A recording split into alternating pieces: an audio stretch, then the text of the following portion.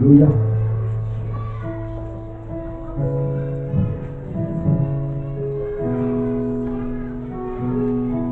Proverbe chapitre 28 à partir du verset 20. En fait, juste le verset 20, c'est le seul verset que nous allons lire. Proverbe chapitre 28, verset 20. Si vous êtes dit Amen. Amen. Si vous n'êtes pas dit j'arrive. Alléluia. Proverbe chapitre 28, verset 20. Alors, la Bible dit un homme fidèle est comblé de bénédictions. Mais celui qui a hâte de s'enrichir ne reste pas impuni. Un homme fidèle est comblé de bénédictions. Mais celui qui a hâte de s'enrichir ne reste pas impuni.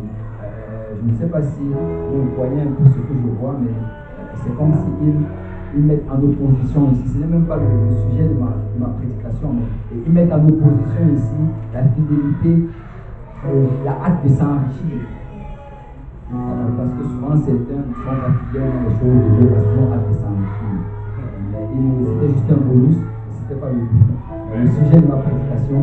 Mais ce que le Seigneur m'a mis à cœur aujourd'hui de parler, c'est vraiment par rapport à la première portion. Un homme fidèle est comblé de bénédictions. Et le titre du message que le Seigneur m'a mis à cœur pour aujourd'hui, c'est la bénédiction dans la fidélité. La bénédiction dans la fidélité. Alléluia. On va élever nos voix vers le Seigneur et on va prier. Alléluia. Père, nous te louons, nous te rendons grâce. Merci Seigneur pour ta présence. Merci pour ton esprit que nous pouvons ressentir en ce lieu. Merci Seigneur pour ton peuple, Seigneur, qui se réunit ce matin, Papa, pour te louer, pour t'adorer. Merci, Seigneur, pour ta parole, la parole de vérité qui va être prêchée en ce moment. Père, je prie, Seigneur, que ton esprit, Seigneur, nous dirige. Dirige-moi dans ta parole, Papa. Seigneur, que je prêche ta parole sans crainte ni faveur, mais que j'annonce tes oracles, Seigneur, exactement comme tu l'as transmis à tes apôtres et à tes prophètes. Donc nous tous ensemble ici, Seigneur, d'avoir une oreille attentive à ta parole, un cœur réceptif, et que cette parole trouve une place fertile dans notre cœur, et qu'elle produise du fruit qui nous mène jusqu'à la vie éternelle. Père, nous voulons, Seigneur, sortir d'ici transformés. Nous voulons sortir changés, Seigneur. Nous voulons sortir, Seigneur, ayant grandi spirituellement, Papa, encore plus près de toi, Seigneur, ressemblant davantage à ton image. Touche chaque personne, Seigneur, nous te prions, Papa, en ce lieu. Et c'est en ton saint nom que nous avons prié. Si le peuple de Dieu peut dire au nom de Jésus. Au nom de Jésus. On peut battre encore une fois pour le Seigneur. Alléluia. Alléluia. Gloire au nom du Seigneur. Et vous pouvez vous asseoir dans la présence du Seigneur. La bénédiction dans la fidélité. Vous savez, nous sommes dans les derniers jours. Amen. Le Seigneur revient bientôt. Et étant dans les derniers jours, tu peux observer le monde, tu peux observer la société, et tu peux réaliser que ces prophéties qui avaient été énoncées en ce qui concerne les derniers jours sont en train de se réaliser. Amen. Mais en observant la société, tu vas réaliser qu'il y a autre chose encore qui est vraiment flagrant. Et cette chose réellement, c'est le manque de fidélité. Aujourd'hui, c'est dur de trouver quelqu'un de fidèle. Aujourd'hui, c'est difficile en fait, dans tous les domaines en fait, de la vie. Les gens ne sont plus fidèles. Aujourd'hui, l'époux n'est plus fidèle. On nous dit, les statistiques, que 50% des mariages aujourd'hui se terminent par un divorce. Vous savez, dans le passé, je suis quand même jeune, mais j'ai entendu cela et je l'ai vu quand j'étais petit. Mais nos parents ne divorçaient pas. Amen. Nos parents ne divorçaient pas. Quand ils étaient mariés, ils étaient mariés. Amen. Malgré les difficultés, malgré les problèmes, ils étaient juste là parce qu'ils ne divorçaient pas. Et je ne suis pas en train de dire qu'ils n'avaient pas de problème. Ils avaient les problèmes, mais il n'y avait pas ce concept de divorce dans leur pensée. Ils se disaient, peu importe les problèmes, on va juste y arriver. Les choses vont bien aller. Et aujourd'hui, les divorces sont devenus tellement faciles et tellement fréquents. Amen. Et pourquoi est-ce que c'est cela? Et c'est parce que les gens ne sont plus fidèles. Quand tu regardes en ce qui concerne le domaine de l'emploi, l'employé n'est plus fidèle à son employeur. Les gens aujourd'hui changent de travail comme on change de chauffeur. Je ne sais pas si vous avez déjà remarqué cela, mais c'est tellement facile aujourd'hui de changer de travail. Il n'y a plus cet attachement entre l'employé et l'employeur. Il n'y a plus cet attachement entre l'employé et les valeurs de la société. Et aujourd'hui, tu travailles juste, mais tu as toujours les yeux sur LinkedIn ou bien sur Jobboom. Et dès qu'il y a une nouvelle opportunité, peut-être qu'il paye un peu plus, tu es prêt à abandonner ton travail. Et à te séparer de toutes ces personnes avec qui tu as passé, je ne sais pas, les 2-3 dernières années. Juste comme ça. Les gens ne sont plus fidèles. Même les fidèles aujourd'hui ne sont plus fidèles. Est-ce que vous savez que la Bible nous appelle les fidèles? Amen. La Bible nous appelle les fidèles. Et vous savez, si on nous appelle les fidèles, c'est parce qu'il y a une raison derrière cela. En fait, c'est un peu la même chose pourquoi on appelle les gens qui patientent à l'hôpital les patients. Amen. Quand tu vas à l'hôpital, on t'appelle un patient parce que ça prend beaucoup de patience pour patienter aux urgences de l'hôpital. Mais dans la maison de Dieu, on nous appelle les fidèles. Pourquoi? Parce que ça demande de la fidélité. Amen. La relation avec le Seigneur, en fait, c'est une relation qui demande de la fidélité. Ce n'est pas la volonté de Dieu que nous soyons infidèles. Ce n'est pas la volonté de Dieu que nous soyons infidèles dans notre assistance à l'église. Ce n'est... Là, il n'y a plus beaucoup d'amen, mais amen. Je vais le dire moi. Si personne ne dit amen, je vais dire amen. Ce n'est pas la volonté de Dieu que nous soyons infidèles dans la prière, que nous soyons infidèles dans la lecture de la parole de Dieu. Ce n'est pas la volonté de Dieu qu'on soit infidèle dans l'évangélisation ou quelque engagement qu'on prend dans le Seigneur. Ce n'est pas sa volonté. Dieu veut que nous soyons fidèles. Amen. Et imaginez un peu ceci. Si Jésus agissait avec nous selon notre infidélité. C'est si Jésus se disait comme certains d'entre nous, aujourd'hui je ne me sens pas comme aller à l'église, alors je n'y vais pas. Et si Jésus se disait, aujourd'hui je ne me sens pas comme la protéger, je ne la protège pas. Aujourd'hui je ne me sens pas comme la bénir. Je ne me sens pas comme pourvoir à ses besoins. Vous savez, si Jésus devait agir de la manière infidèle comme nous agissions, nous serions dans les troubles. Amen. Mais je rends grâce à Dieu, tu sais, dans 2 Timothée chapitre 2, verset 13, il dit, si nous sommes infidèles, il demeure fidèle. Amen.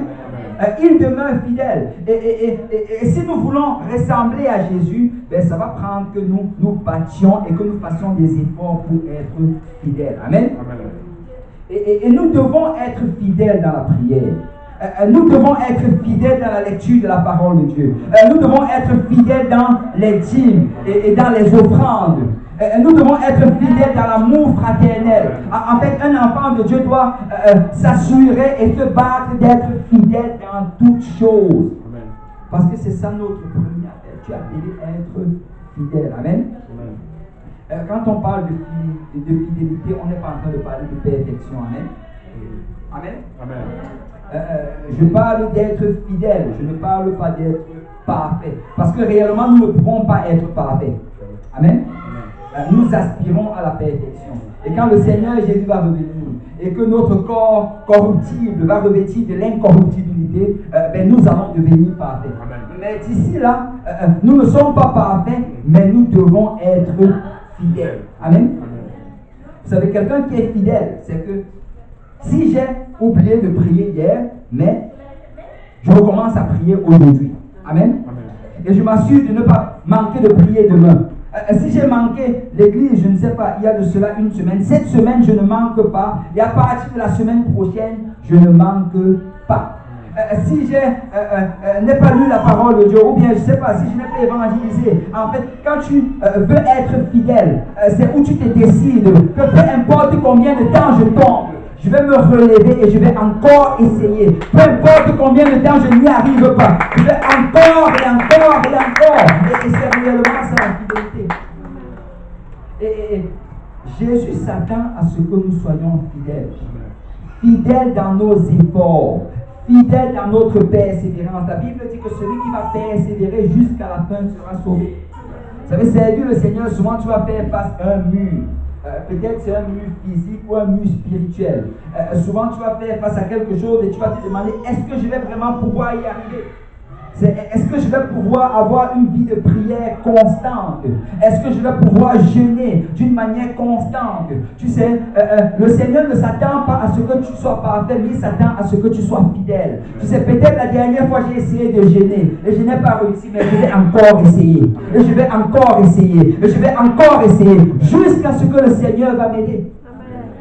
Et nous devons être fidèles dans nos efforts, fidèles dans notre persévérance, fidèles dans notre combat spirituel. Et nous sommes appelés à être fidèles. Amen.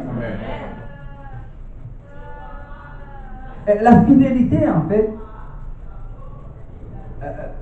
c'est relié au concept de la foi.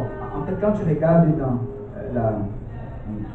en hébreu ou bien en grec, même en anglais, fidélité et foi vont ensemble. Ça a la même racine. En anglais, on parle de faith et de faithful. Amen. C'est juste en français que ça ne se voit pas très bien. Mais fidélité et foi, ça va ensemble. L'employé va rester fidèle à son employeur s'il a la foi. S'il croit que d'une manière ou d'une autre, ma condition va s'améliorer. S'il croit qu'il va avoir une augmentation salariale. C'est si tu crois que ton patron va t'augmenter dans une semaine, tu ne vas pas partir. Amen. Parce que la fidélité, c'est lié à la foi. L'époux va être fidèle à l'épouse. S'il croit que d'une manière ou d'une autre, les choses vont mieux aller. S'il croit que d'une manière ou d'une autre, malgré les situations et malgré les problèmes, les choses vont bien aller. C'est parce que j'ai la foi dans mon mariage, parce que j'ai la foi dans mon épouse et je demeure fidèle. Amen. Et si nous allons être fidèles à Dieu, c'est si nous croyons que Dieu va le faire. Vous savez, la fidélité est vraiment connectée et liée avec la foi. Ceux qui sont fidèles, c'est ceux qui ont la foi. Ceux qui sont fidèles et qui viennent dimanche après dimanche, mercredi après mercredi, qui se battent dans leur vie de prière, qui se battent dans la lecture de la parole de Dieu. C'est parce qu'ils croient qu'en faisant cela, Dieu va me bénir. Dieu va agir. Je ne sais pas quand, je ne sais pas comment, mais Dieu va le faire. Parce que la fidélité est connectée à la foi. Amen. Et si tu crois vraiment que Dieu va créer un chemin où il n'y a pas de chemin, tu vas persévérer dans les voies du Seigneur. Si tu crois vraiment que Dieu va te bénir hors du néant, tu vas persévérer dans les voies du Seigneur. Si tu crois que si tu continues à servir le Seigneur, un moment ou un autre, ta situation va s'améliorer et que Dieu va ouvrir une porte et que Dieu va te bénir et que Dieu va te délivrer. Tu sais, tu vas demeurer fidèle. Tu vas demeurer fidèle. Parce que fidélité et foi vont ensemble. Très souvent, des gens vont manquer de fidélité parce qu'ils ne croient pas vraiment. C'est si tu croyais que, en allant à l'église le dimanche, que Jésus allait être là et qu'il allait te toucher et pourvoir à ce besoin spécifique. Tu sais quoi, peu importe la puissance de la tempête de neige, tu allais te pointer à l'église. Amen. Amen. Et je peux vous donner la preuve. C'est parce que tu crois que ton patron va t'enlever une journée de paix si tu ne viens pas. Que malgré la tempête, tu vas au travail. Amen. Vous savez, souvent, il faut qu'on revienne à ce niveau-là. C'est parce que tu as cette ferme assurance et tu le sais au-dessus de tout que ce type-là va couper mon salaire. Et la fidélité est entièrement connectée à la foi. Si on n'est pas fidèle, c'est parce que notre foi n'est pas arrivée à l'endroit où ça doit être. Si la foi va garder la fidélité. Si c'est la foi réellement qui va amener et qui va placer la fidélité à l'endroit où elle doit être, ben, qu'est-ce qui va donc plutôt garder ma foi? En d'autres termes, comment rester fidèle? On parle d'être fidèle, mais comment rester fidèle? Romains chapitre 10, verset 17. La Bible dit, ainsi la foi vient de ce qu'on entend, et ce qu'on entend vient de la parole de Christ. Vous savez, si on va demeurer fidèle, si on va être fidèle dans les choses de Dieu, il va falloir que nous mangions cette parole. Il va falloir que nous ingurgitons, que nous remplissions nos entrailles de la parole de Dieu. Il va falloir que nous écoutons la prédication de la vérité. Il va falloir que nous lisons notre Bible, que nous passons du temps dans la présence du Seigneur. C'est réellement la seule manière de comment rester fidèle. Parce que la foi vient de ce qu'on entend. Si ta foi va être bâtie, il va falloir que tu entendes beaucoup. Amen. C'est pourquoi ceux qui viennent à l'église, ceux qui lisent la Bible, ben leur foi continue de grandir. Amen. Je ne sais pas si ça fait du sens ce que je dis. Donc nous devons être exposés à cette parole. Nous devons l'écouter, nous devons la lire, nous devons l'étudier, nous devons la méditer. Tu sais, tu dois tellement lire cette parole que